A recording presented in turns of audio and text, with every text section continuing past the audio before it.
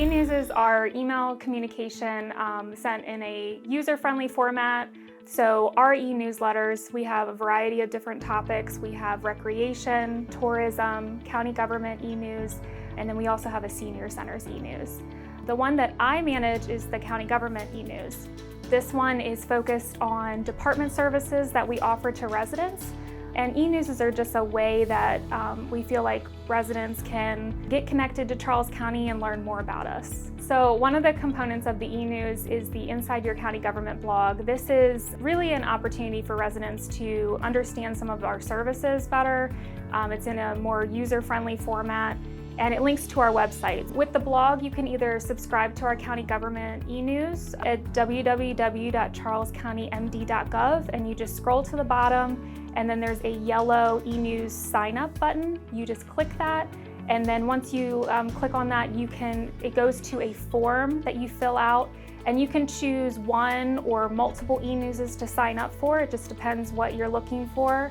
And then you hit submit, and then you're put on our e-news distribution list. Or if you want to see a list of all of our previous blogs, you can visit our website, and then you just click services, and then you just click media services, and then you'll find that in the right-hand side of the page. When you visit our website, you may notice that it has a new look, and we hope that you take advantage of some of the new great features. One of those is that if you go to our calendar, not only can you see all of the events that are coming up, but you can also add it directly to your calendar from the website. It has all the same great information, and we hope you check it out. Our website is www.charlescountymd.gov.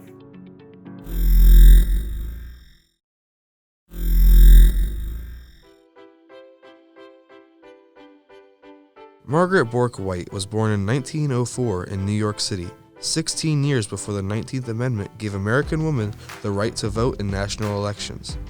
She started taking pictures in college using a second-hand camera with a broken lens that her mother bought for her for $20. In 1927, she moved to Cleveland, Ohio, an emerging industrial powerhouse, to photograph the new gods of the machine age: factories, steel mills, dams, and buildings. Soon, her perfectly composed, highly contrasted, and dynamic photographs had giant corporate clients clamoring for her services. The advent of the Second World War gave her a chance to show her bravery as well as her skill. She was the first woman accredited as a war correspondent. After the war ended, she continued to use her lenses as the eyes of the world, documenting Gandhi's nonviolent campaign in India. Her image of Gandhi at the spinning wheel is one of the best-known photographs in the world. In 1952, while covering the Korean conflict, she suffered a fall. While seeking a cause for the accident, she was diagnosed with Parkinson's. Life published her last story in 1957, but kept her on the masthead until 1969. A year later, the magazine sent Sean Callahan, then a junior editor, to Darien to help her go through her photos for a future book. 2 days before her death, all she could do was blink. Fittingly for the heroic, larger-than-life Margaret Bourke White, Callahan later wrote, "The eyes were the last to go."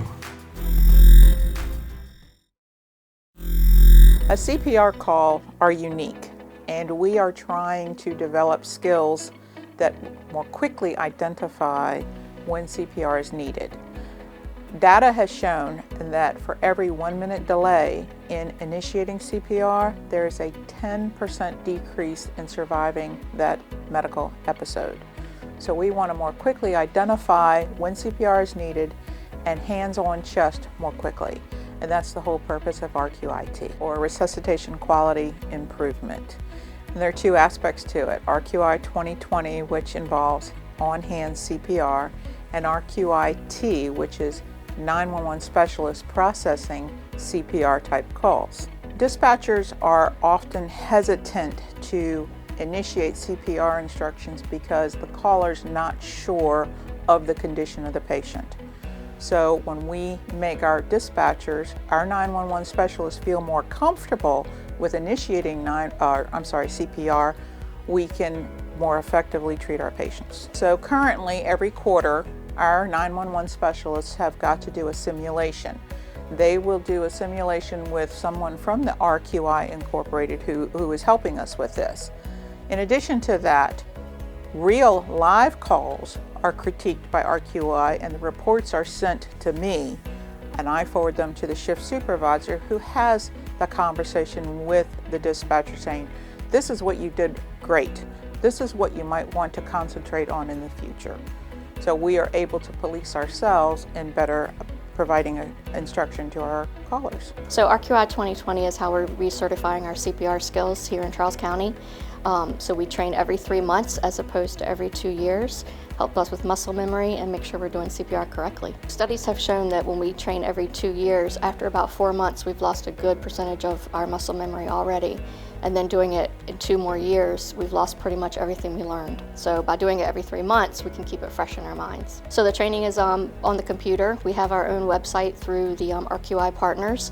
We are the second state in the United States to actually pilot this program, so it's a really big deal for us here in Maryland.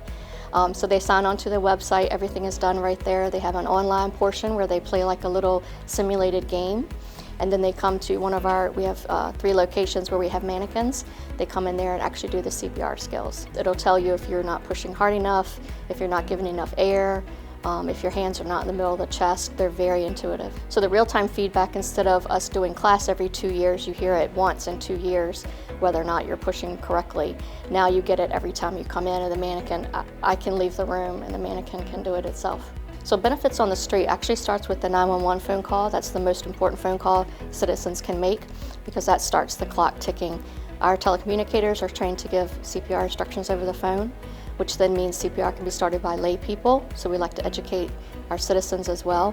Once we get there, we can start the CPR and it's like second nature to us. For every 1 minute that you're waiting for us to respond, if nothing is done to the patient, they lose survivability by 10%. So if it takes us 8 minutes to get there and nothing has been done, they have a 20% chance of surviving. So we want the citizens of Charles County to call, check the victim, and compress if needed, because it takes a system to save a victim. Applying for jobs with Charles County government is now easier and more efficient. Visit www.charlescountymd.gov for more information.